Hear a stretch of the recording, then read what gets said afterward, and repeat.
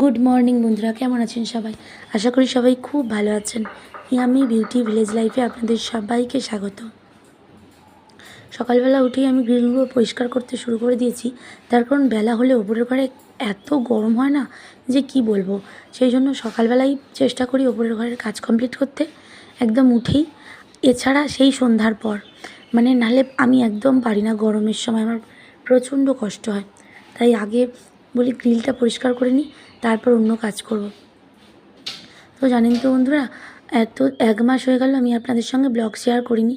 তার কারণ হচ্ছে আমি ছিলাম আমার বাবার বাড়ি। আপনারা জানেন আমি আপনাদের সঙ্গে শেয়ার করেছিলাম আমার ভাইয়ের বাইক অ্যাক্সিডেন্ট হয়েছিল। তো বাইকে অ্যাক্সিডেন্ট হয়ে আমি তারপর তো ওখানেই ছিলাম। আর আমার ওখানে এত গলা বসে গিয়েছিল যে কি বলবো, যার জন্য আমি তো ওখানে থেকে কোনো ব্লগ শেয়ার করতে পারিনি। ব্লগ শ্যুট করেছিলাম কিন্তু এত বিচ্ছিরি লাগছিল যে গলার ভয়েসটা, যার জন্য আমি আপনাদের সঙ্গে কোনো ব্লগ শেয়ার করতে পারিনি। তো আমার ভাইকে তো পিজি থেকে ওখান থেকে নিয়ে গিয়ে তারপর নার্সিংহোমে ভর্তি করা হয়েছিল। নার্সিংহোমে ভর্তি করে পাটা প্লাস্টিক সার্জারি করা হয়েছে। তো তারপর আমার ভাইকে এখন বাড়ি নিয়ে যাওয়া হয়েছে। তো এখনও 3টে অপারেশান বাকি। আর আমার ভাই চোখে ডান চোখে আবছা দেখছে। তারপর মুখটা টিভিতে অপারেশান করেছিল, বেঁকে গেছে পুরো। সেই জন্য মুখটাকে আবার সোজা করে অপারেশান করতে হবে। আর পায়ে প্লাস্টিক সার্জারি করেছে কিন্তু হাড় ভাঙার অপারেশানটা এখনও বাকি। সেই জন্য এখনও 3টে অপারেশান বাকি। তো একটা অপারেশান সবে হয়েছে। আর আমি শ্বশুরবাড়ি এসেছি 1 সপ্তাহ হলো। গলার ভয়েসটা খারাপের জন্য ব্লগ শেয়ার করতে পারিনি। গলাটা আজকে মনে হলো যেন না, এবার ভয়েসটা দেয়া যায়, ভয়েস ওভার করা যায় বা ভয়েস দিয়ে ভিডিও বানানো যায়। সেই জন্য ব্লগটা আপনাদের সঙ্গে শেয়ার করছি আজকে। তো এই হলো আমার করুণ কাহিনী, আপনাদের সঙ্গে শেয়ার করলাম। খুবই করুণ কাহিনী। আমার এখন খুবই কষ্টের সময় চলছে, বুঝতেই পারছেন। আমার ভাইয়ের ওরকম একটা বড় অ্যাক্সিডেন্ট হয়েছে, তারপর কারোর সময় ভালো থাকে না, এটাই স্বাভাবিক, তাই না? যতদিন না আমার ভাই আবার সুস্থ হয় ততদিন আমার খুবই করুণ সময় চলছে এখন। তো এই যে একটার পর একটা রান্না কাজকর্ম করছি। আর আপনাদের সঙ্গে মনের অনেক কথা জমেছিল, শেয়ার করতে পারছিলাম না গলার খারাপের জন্য। তাই আগে ভয়েস ওভার দিয়ে মনের কষ্টগুলো শেয়ার করছি, মনের কথা। তো রান্নাবান্না কমপ্লিট হয়ে গেছে। আর তিলটাকে আমি রোদে দিলাম, কেননা দেখছি তিলের মধ্যে না কেমন পোকা হয়ে গেছে ছোটো ছোটো, সেই জন্য তিলটা রোদে দিলাম। যেহেতু অনেক দিন মা কিনে দিয়েছিল, আমি তো রেখেই দিয়েছিলাম। তারপর 1 মাস বাড়িই ছিলাম না, ছিলাম আমার বাপের বাড়ি। সেই জন্য তিলে দেখছি পোকা হয়ে গেছে। তো এই যে নিম পাতা আর হলুদ বেটে নিচ্ছি, তার কারণ এবছর গরমে তো আমার একদম স্কিন কেয়ার করাই আর হলো না। তাই আজকে ভাবলাম একটু নিম পাতা আর হলুদটা বেটে তারপর আমি আর আমার ছেলে দুজনে মিলে মাখবো। তো এই যে নিম পাতা হলুদ বেটে নিলাম। আগে তো রোজ মাখতাম, এখন তো আর কি বলবো, নিজের যত্ন করাই ভুলে গেছি। আর তারপর মাথার ওপর যা বিপদ, আর নিজের যত্ন সব মন থেকে হারিয়ে গেছে।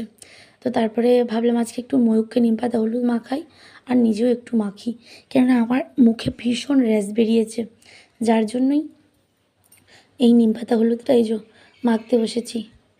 আর প্রচুর ঘাম হচ্ছে, তো তাই ঘামের মধ্যে সব মাখা আর সঙ্গে সঙ্গে ধুয়ে চলে যাচ্ছে যেন। ময়ূরকে মাখিয়ে দিয়েছি অনেক জোর করে, ও তো একদম মাখবে না, জোর জবরদস্তি করে ময়ূরকে মাখিয়েছি। তো মুখে একদম আমার র্যাশ ভর্তি হয়ে গেছে গরমের জন্য। তো সেই জন্য একটু নিম পাতা হলুদ মেখে নিচ্ছি। নিম পাতা হলুদের তো প্রচুর গুণ, সে বলে শেষ করা যাবে না, তাই না? সবাই জানেন কত উপকার নিম পাতা হলুদ। রেগুলার মাখলে তো আর দেখতে নেই, খুবই ভালো হয়, খুবই ভালো। তারপরে এই দেখো 1 গামলা কেচে নিলাম পুরো। যত বাপের বাড়ি গিয়েছিলাম, তারপরে এখানে 1 মাস ছিলাম না বাড়ি, সমস্ত কিছু জমেছিল সব কেচে নিলাম। আর তারপরে যখন ভেজাই তখন খুব রোদ ছিল, তারপরে দেখো কি মেঘ করেছে কেচে নিয়ে আসার পর। কি করব তাই চিন্তা হচ্ছে যে আকাশে এত মেঘ করেছে, বাইরে মিলবো না কি করব। আর এত কেচেছি, বাইরে মেলা ছাড়া গতিও নেই, বারান্দাতে কত মিলবো, আর জায়গাও তো নেই অত। কি হবে তাই টেনশন হচ্ছে, যা হয় হবে, মিলে দিই তো, তারপর যা হয় হবে। তো এই জন্য ভেবেই আর মিলে দিচ্ছি আমি এখন। তো মানে পুরো আমি ভিজে যাব হয়ে গেছি। আর এই দেখো আবার দেখছি রোদ বেরোচ্ছে, মানে মেঘটা সরে সরে যাচ্ছে, অমনি রোদ আসছে। কি হবে কি জানি, মানে টেনশান হচ্ছে। মিলে তো দিচ্ছি, যা হয় হবে, বাদ দাও। ভগবানের ওপর ছেড়ে দিয়েছি যে তুমি ভেজালে ভেজাবে, তুমি শুকনো করলে করবে। আর ভগবানকে বলেছি আমার এই মানে সব শুকনো করে দিয়ে তারপর বৃষ্টি আসবে, ভগবানের কাছে রিকোয়েস্ট করেছি। জানি না ভগবান আমার কথা শুনবে কি না। তো আমি এখন মিলি, তারপর স্নান করতে যাব। এই যে দেখো, তারপর সব মিলে দিয়েছি। এই পুরো দড়িতে আর কোথাও ফাঁকা নেই, মানে এত কাচাকুচি করেছি আর কি, পুরো আর ফাঁকা নেই। কাচাকুচি করে স্নান করে এত কোমরের যন্ত্রণা হচ্ছিল, শুয়েছি আর ঘুমিয়ে পড়েছি। তো এখন বাজে 3টে, এখনও ভাত খাইনি। এবার নিচে যাব, গিয়ে ভাত খাবো। প্রচুর কোমরে ব্যথা হচ্ছিল, সেই জন্য মানে আমি ভিজে চলেই শুয়ে পড়েছি, ব্যাস ঘুমিয়ে পড়েছি। তো যাই হোক, বৃষ্টি হয়নি। ভেবেছিলাম এত কাজলাম, যদি বৃষ্টি হয় কি হবে, সব শুকনো আর হবে না, কোথায় মিলবো সব। যাই হোক, বৃষ্টি হয়নি বলে পরিত্রাণ, সব শুকনো হয়ে গেছে, আর চিন্তা নেই। এবার যত খুশি বৃষ্টি হোক।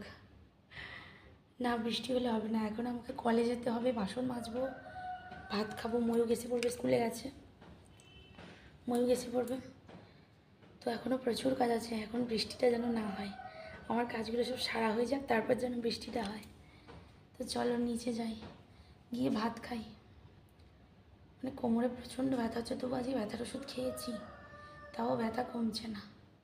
মানে কাচাকুচি করলে বেশি ব্যথাটা বেড়ে যায় আমার, কিছু করার নেই, তাই না?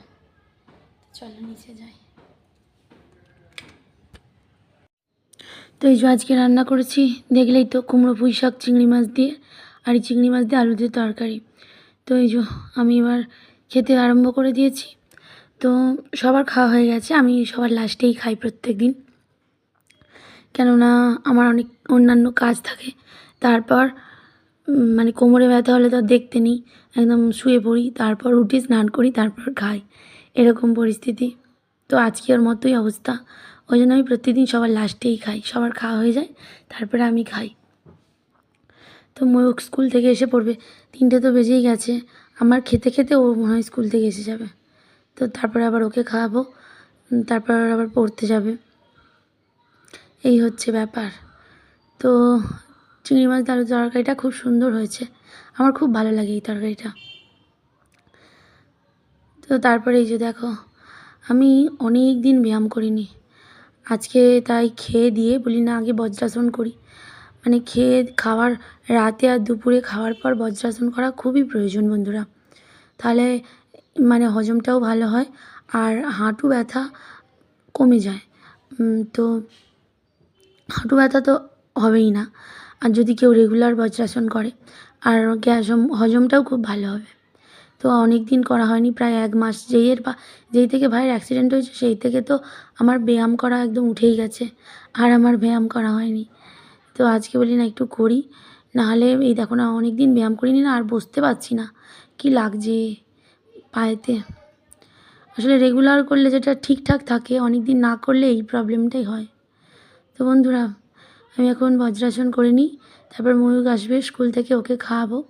তো ভিডিওটা এখানেই শেষ করে দিচ্ছি, যদি ভালো লেগে থাকে চ্যানেলটা সাবস্ক্রাইব করে আমার পাশে থাকবেন, কেমন? অবশ্যই কমেন্ট করবেন, লাইক করবেন, কেমন বন্ধুরা? আর সবাই সুস্থ থাকবেন, ভালো থাকবেন, আর পরিবারের সবার সঙ্গে আনন্দে কাটাবেন, ভগবানের কাছে এই প্রে করি। তো টাটা বন্ধুরা, দেখা হবে আবার একটা নতুন ব্লগে।